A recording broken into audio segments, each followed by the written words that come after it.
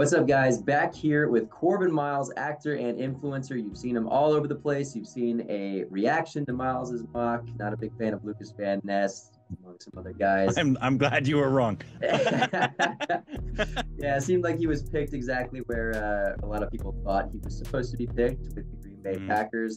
The Atlanta Falcons, as we all know, pick up the running back, unicorn of running backs per se, I think is a good term for him. Bijan Robinson out of Texas. I think some Falcons fans are warming up to it. Some fans maybe not so much. Korbin, what's your initial reaction to the 8th overall pick? I would like to know if those fans, if he went to the University of Georgia, would like the pick. Yeah, it seems like those are the ones with the most of the animosity towards it. There's, like I said, I would have been finding so many players.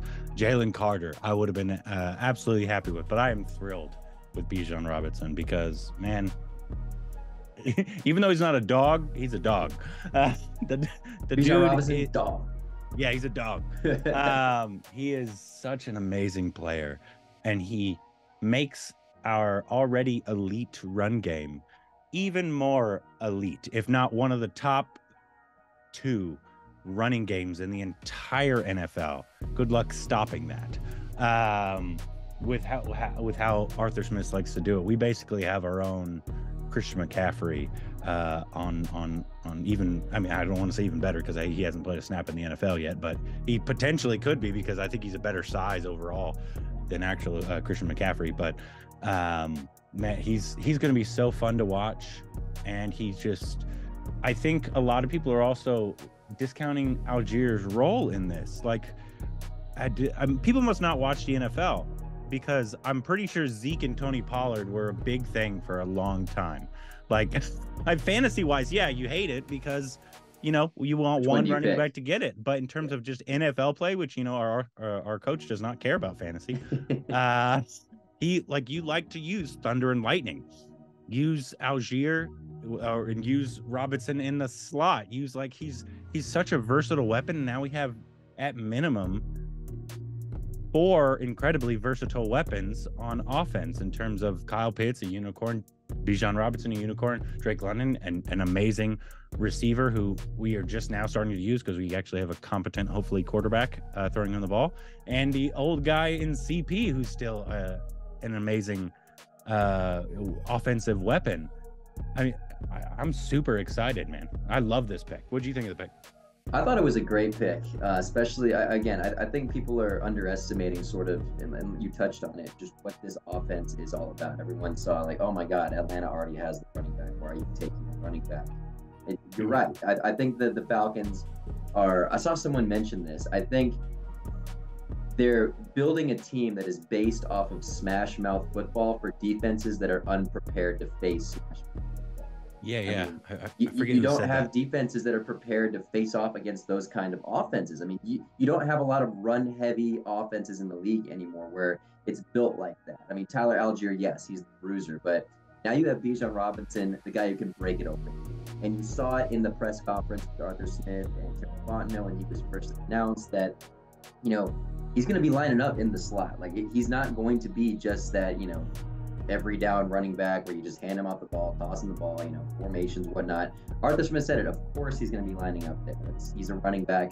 He's the best running back we've seen in a few years now. Of course he's going to do that. But I think what role he may have, and you mentioned Christian McCaffrey, I think it'll be pretty similar to a Deebo Samuel type role. Yeah. You're going to see a lot of play creativity with him. I think someone called it 22 personnel. You'll be seeing guys like Kyle Pitts, Johnny Smith, Drake London. I mean, put Scotty Miller in there to put him in the slot. You'll have Mac Hollins, another giant on the outside, Algier, Robinson. Hell, maybe even Caleb Huntley will be put in there. Who knows? I know he's got nursing that Achilles injury. But Bernhardt, baby. Bernhardt, yeah. Oh, man. I'm a big Jared Bernhardt fan. I'm so excited to see what Arthur Smith is going to, with a quarterback who is not afraid to throw the ball. Because I think there's a lot of confusion with how people view Arthur Smith. Does he like to run? Absolutely. I think he absolutely loves to run. But we saw what he did with a competent quarterback in Matt Ryan in his first year. He's not afraid to throw the ball. No offensive line. He was afraid to let Marcus Mariota throw the ball. He saw what everybody else saw, even if he said something different. Obviously, he has to speak in a certain way. But I think it's going to be more 50-50 than anything. Maybe like a 55, 60, 40 at most. As long as, Desmond Ridder doesn't stink it up, which hopefully he doesn't. I think it's going to be a lot more balanced than people are giving us credit for. I don't think Arthur Smith wants to be one-dimensional. No, and you've seen it. I mean, Ryan Tannehill was an afterthought until Arthur Smith was his offensive coordinator. He borderline became a top 10 quarterback with Arthur Smith. And which is what happened crazy. when Arthur Smith left? Ryan Tannehill went right back down to that normal Ryan Tannehill we were used to seeing. And we've seen it already. I mean, I don't get it. If it's Falcons Twitter or if it's more of a national media thing, but the standard for Desmond Ridder, or the view of Desmond Ridder, is just laughably low. To have him below Jordan Love, to have him below Sam Howell, Andy Dalton. Sam Howell started one game, and they're already having him. I don't get it. Every single thing I've seen is people might give us credit, be like, oh, this offense is going to be stacked. They did good stuff in defense. Every comment I see under it is, who's throwing the ball? Who's the quarterback? It's just because, nobody watches us outside of Falcons fans. Yeah, literally nobody. Nobody in the national media. They just like, oh, Desmond Ridder. They look at his stat line. He didn't throw any interceptions, but his stat lines weren't great either. So he's definitely not the answer. They didn't watch one game. They didn't watch how he improved. They didn't see how Arthur Smith and Terry Fontenot really believe in him. It's like they don't watch a single down of Falcons football, and so like they're just like, oh yeah, no, he's trash. He's absolute trash.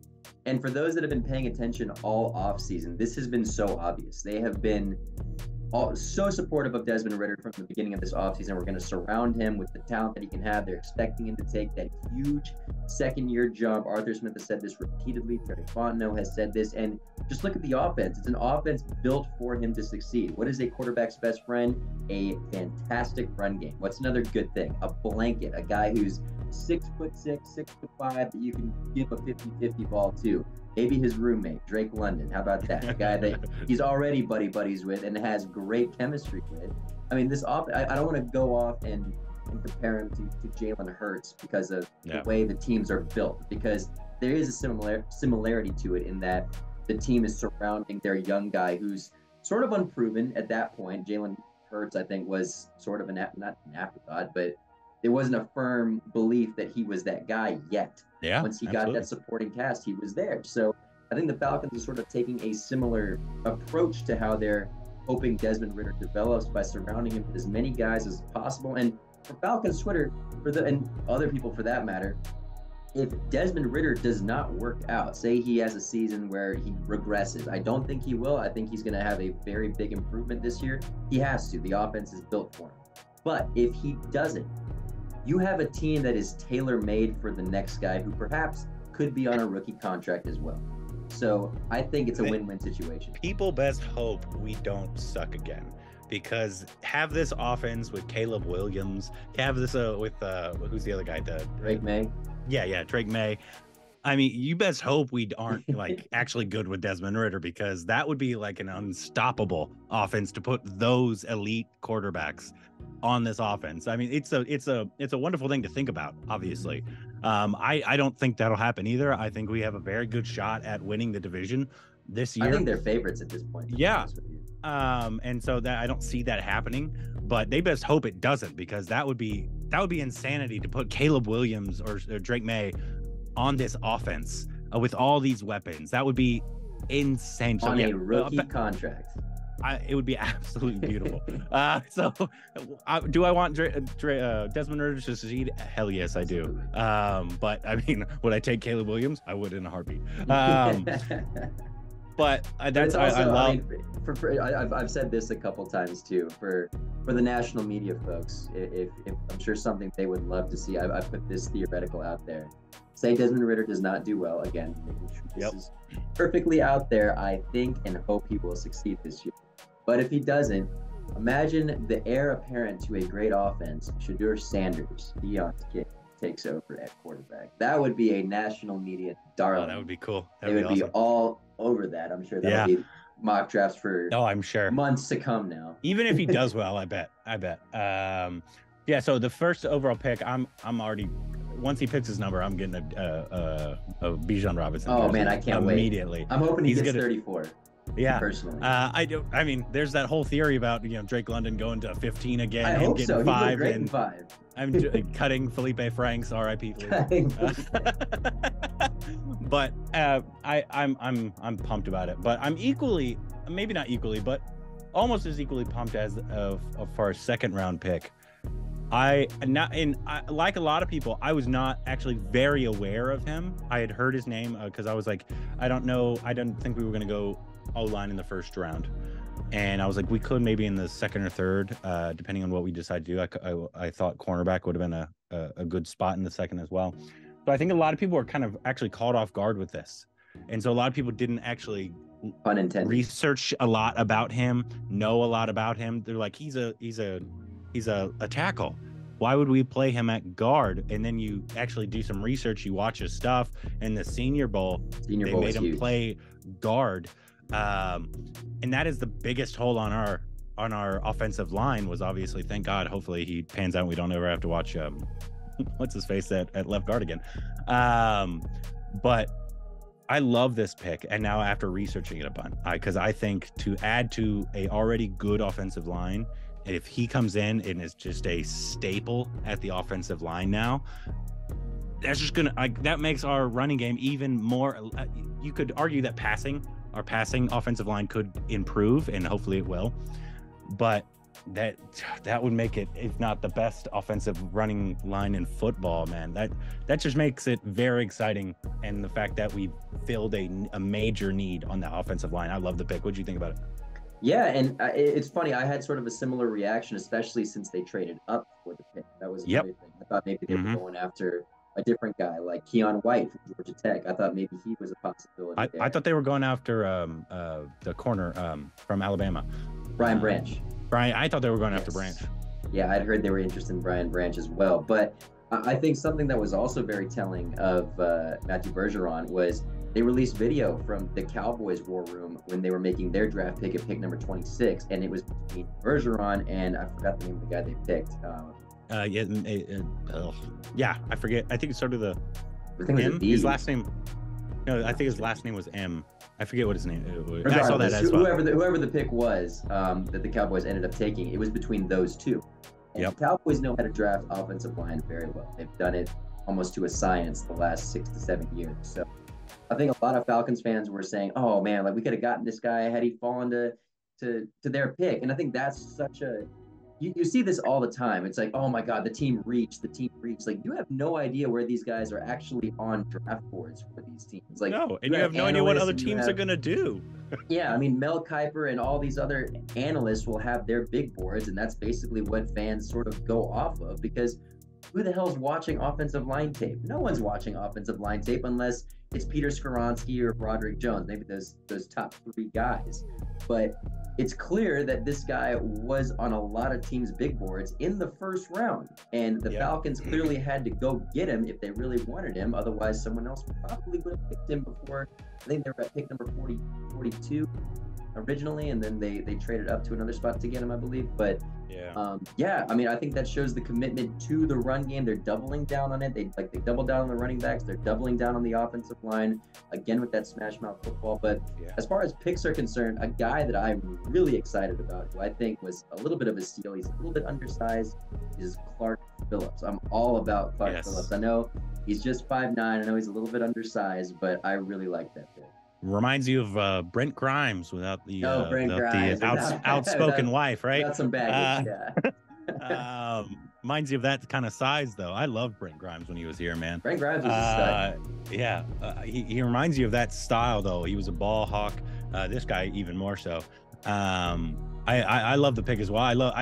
Honestly, I'd forgotten he was even there in the 4th round, because I was like, because a lot of people had him mocked way ahead of the 4th round. I don't know how he may, obviously his size is the major knock on him, but I love it too. And also he didn't fit what I thought the Falcons looked for in a corner.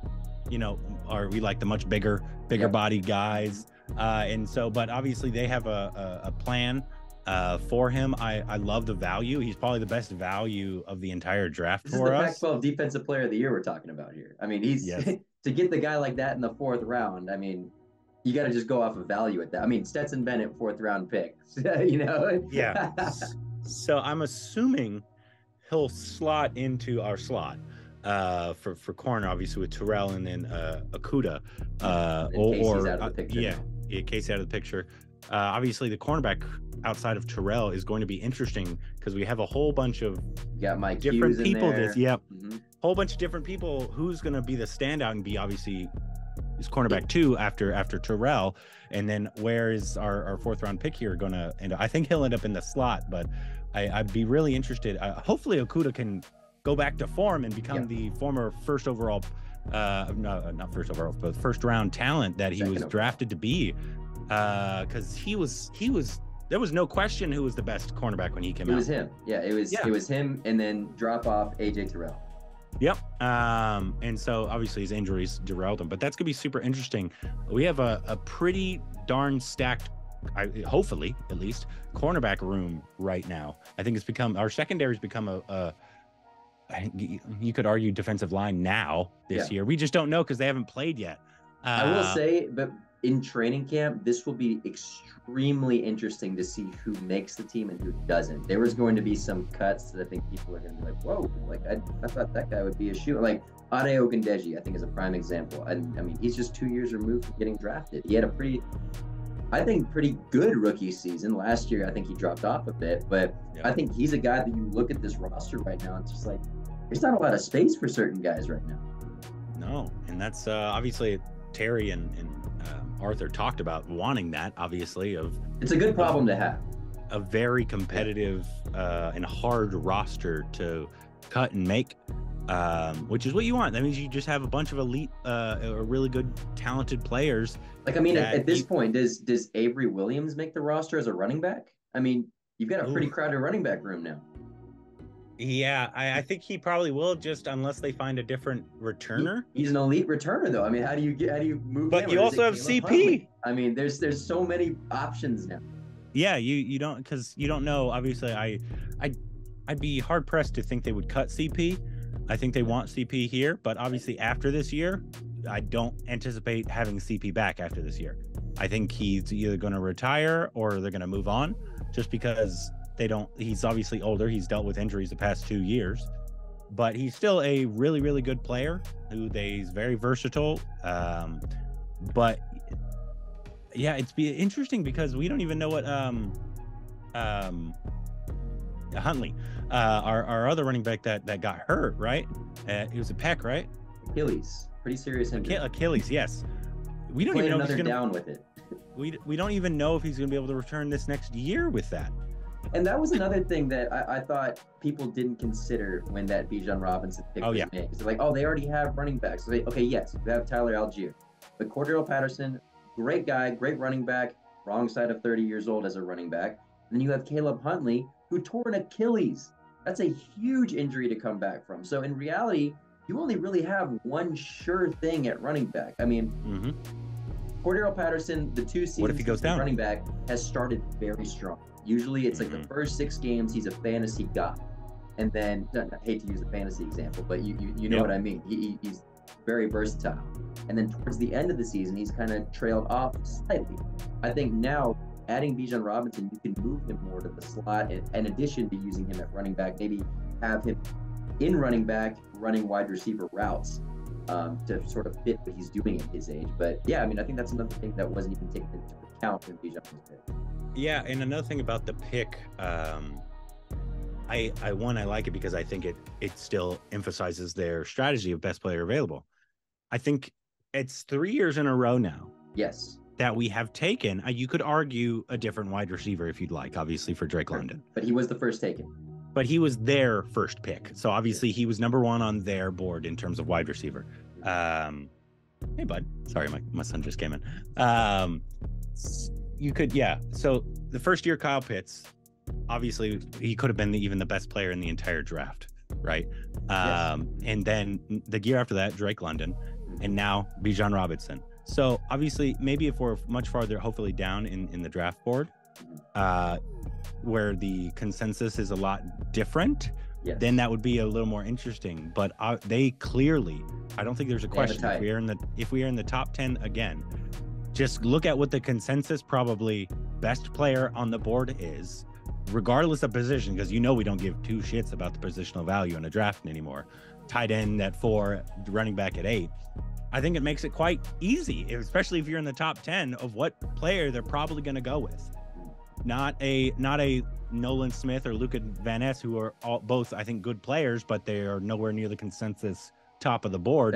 It's gonna be whoever, unless it's obviously if they are good with a quarterback or whatever. Yeah, I think it makes it pretty clear where they're going to go in future drafts. Hopefully, we're much farther down, and it's going to be a lot more difficult to do then. But I agree, and I also think they have a not only in that regard, but I think they have a type in that they don't want any players with red flags. And I mean, you take out the Deshaun Watson situation. I think you have to at this point, because I don't think we'll ever truly know what was spearheading that. But outside of that, if you look at the players they've drafted and the players they're bringing in, it's like they could have taken Jalen Carter. You could argue Jalen Carter was way more of a positional need. But I think could have been the best player in the draft as well. Yes, very much so. I think there's a strong argument the Bears should have taken him if they stayed at number 1. But outside of all of that, I mean, I think it shows that if there's anything there, they're not going to take a chance on it. And Bijan Robinson, I think, is the polar opposite of it. Glowing reviews. I mean, I interviewed him at the Combine. He seemed like a fantastic interview. I mean, very cordial and whatnot. I think the Falcons just have a type in that regard, and that, okay, look, are you all bought into what our system is? I think you've seen it, not only in the guys they've drafted, but the free agents they brought in on these one-year deals. They seem very bought in to what Arthur Smith and Terry Fontenot's system, what their culture is, whole 9 yards. I think all of them have been bought into what they're doing, and it's a big reason why I think they've won as much as they've won the last 2 years. I think there's 7-10 with 2 terrible rosters. With rentals, with rental rosters. I mean, I think that speaks a lot to, again, we're going to see this year what they actually are, because this is finally their team that they've put together. Yeah. It's not rentals. And it's very exciting because obviously, it's something that's very annoying. When especially the national media or just any fan that's not a Falcons fan that does not pay attention to us at all. Everybody, if they talk about the Bijan pick, one, if they're dumb, they talk about positional value, which we've discussed, we do not care about at all.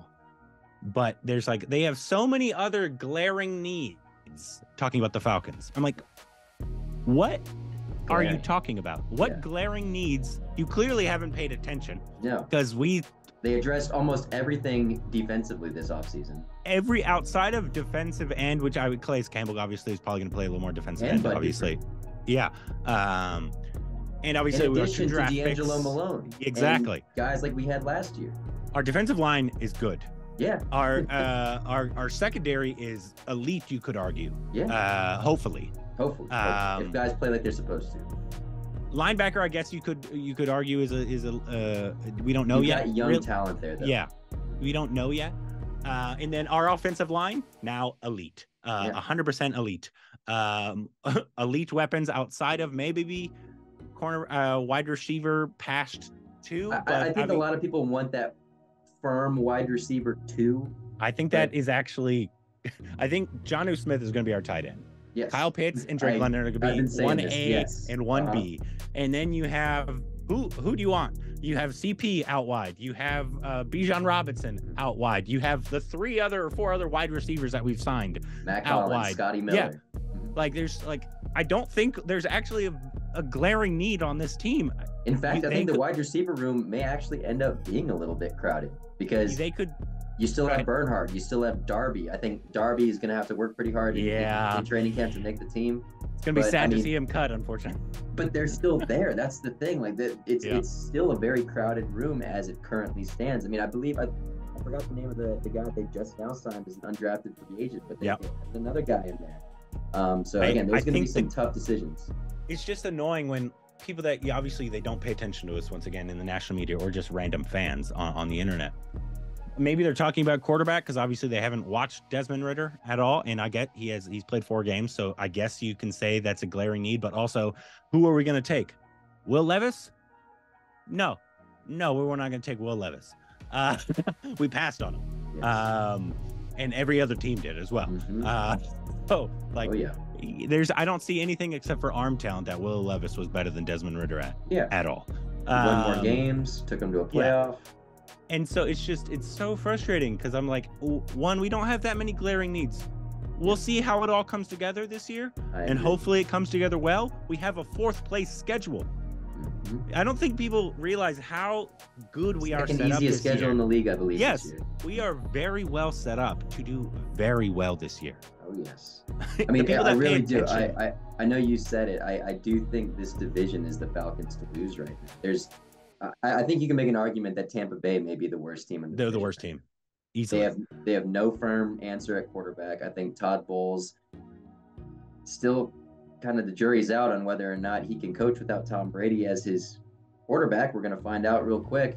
The Carolina Panthers, I think personally, are the strongest contender for that first place next to the Falcons because they've had a hell of an offseason. You had Bryce Young. They made some moves at wide receiver, getting Adam Thielen. I forgot the guy they drafted. I believe that of Ole Miss, Mingo. I don't know. I forgot his name. Pretty underrated pick. I think they got in the 2nd or 3rd round. They got him. They got Hayden Hurst. I do like the coaching staff. Frank Reich. They got a bunch of old wide receivers for sure. Yes. I see them sort of doing the same thing that the Falcons did early on. They're adding some rentals a little bit to mentor the young guys. But with their quarterback first. Yes, I do think Bryce Young is a good pick. And then the Saints. I'm not sold on Dennis Allen. Dennis Allen's scheme does not scare me. Derek Carr does not. Derek Carr doesn't scare me.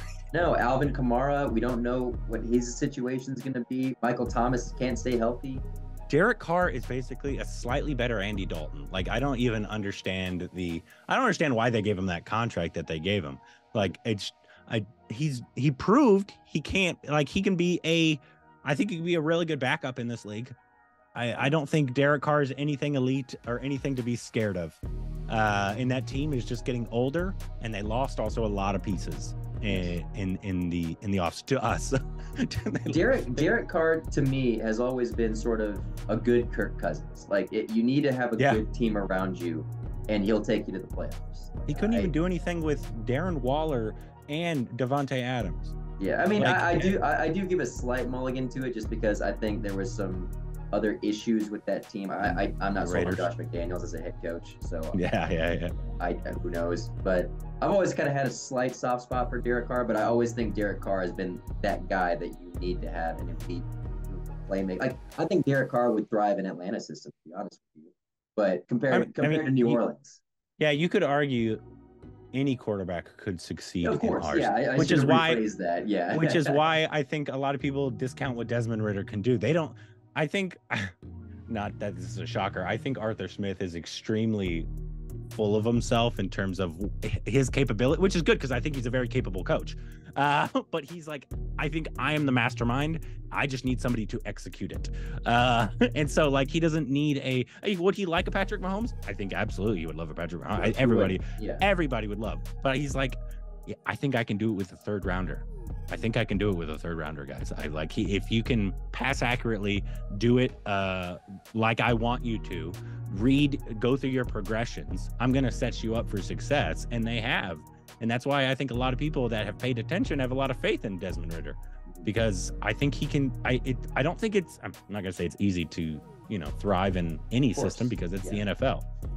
But he has, I think, one of the easier systems for a quarterback to succeed in. And it's not just that. It's not just that it's an easier system for a quarterback to succeed in. It's easy after he's had a full year to basically sit and learn it.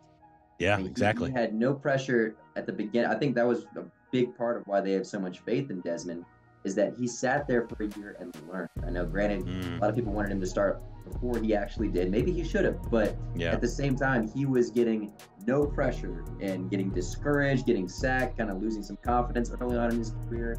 He was sitting there learning Arthur Smith's system, which probably isn't the easiest system to learn. There's a lot of schematic things that are going on in Arthur Smith's system, which makes him such a great offensive mind, because there's motions, there's changing plays at the line. But once you learn it, these are all things quarterbacks must learn. I mean, Matt Ryan said it when he was still with the team that first year under Arthur Smith, talking about the system and how complicated it was. And I mean, we saw with Kyle Shanahan's offense. That first year of Kyle Shanahan wasn't as good. The players are still getting used to the schematics and the moving around of players. I think it's the same thing with Arthur Smith's system. I mean, it's like anything. It takes some time to learn. Yeah, they're a unique. They're the 49ers. I think they're a good example of what Arthur Smith wants. Yeah, in terms of like they're the other team that runs the ball, the crap out of it, like hell, with obviously one of the, if not the elite running back in the NFL in Christian McCaffrey out of the backfield. Obviously, just runs. Debo. Yeah, you got Debo as a second. He just has so much elite talent, and they're obviously still looking for their quarterback, whether it's going to be Mr. Irrelevant or who knows what they do with Trey Lance. Exactly.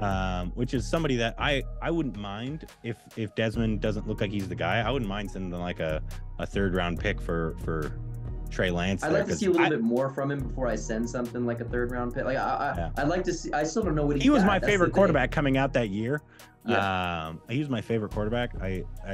If we took more a quarterback, than Trevor. Wow. Oh yeah. That was never an option. So yeah, I was about to say Trevor. No, sorry. Pretty good, yeah. So yeah, of the options that were available, obviously we all knew Max was going to go Trevor Lawrence. Yeah. But of the other ones, so Justin Fields, Trey Lance, and Zach Wilson. Trey Lance was my favorite that year.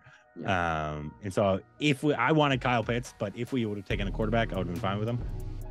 Because I like him a lot. I think he has a lot of those very high upside. But like I said, that's only if I think they see that Desmond Ridder isn't working out very well, and then just to see what he has, send something for him. But we don't have to worry about that right now. So Desmond Ridder's gonna be just fine. Yeah, calling it right now. Desmond Ridder, MVP. Who says no? Who says no? Who says no? I could see. He's gonna be Patrick Mahomes after all, right?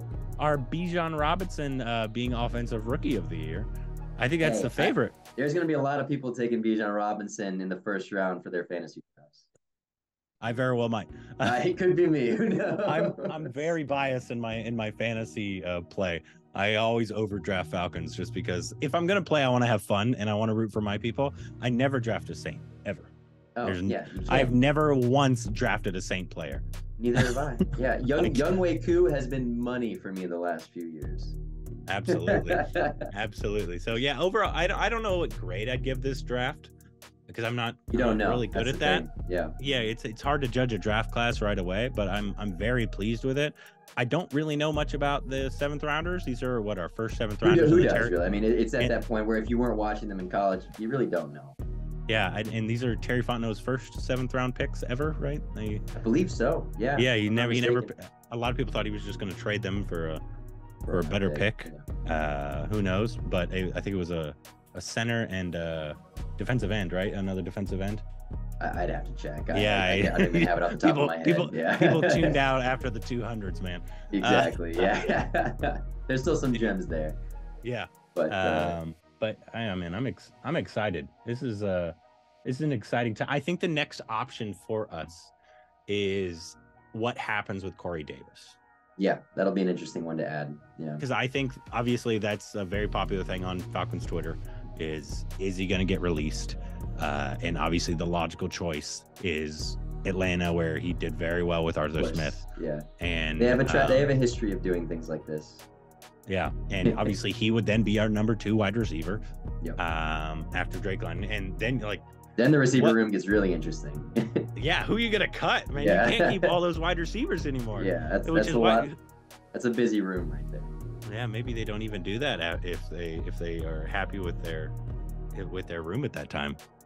Well, they seem to be in a good place. I'll say that. And like you said, I think this is the most exciting time we've had for the Atlanta Falcons in quite some time. They're finally out of the salary cap hell. They finally have their own players on this roster. You see their vision. You see what Arthur Smith and Terry Fontenot are wanting to do with this team. Like I said, I think you said it too. I think this team is the team to beat right now, currently in the NFC South. We'll see what happens, especially with these draft picks. We've seen a lot what these free agents can do, but it'll be cool to see what they can do in Atlanta. Korbin Miles, thank you for your time. We're going to be hearing a lot more from you this season. I certainly hope so. We're going to have him on Rise Up tonight this year as our special guest. You can tune in for that. But until now, right here on Twitter. 17-0, baby.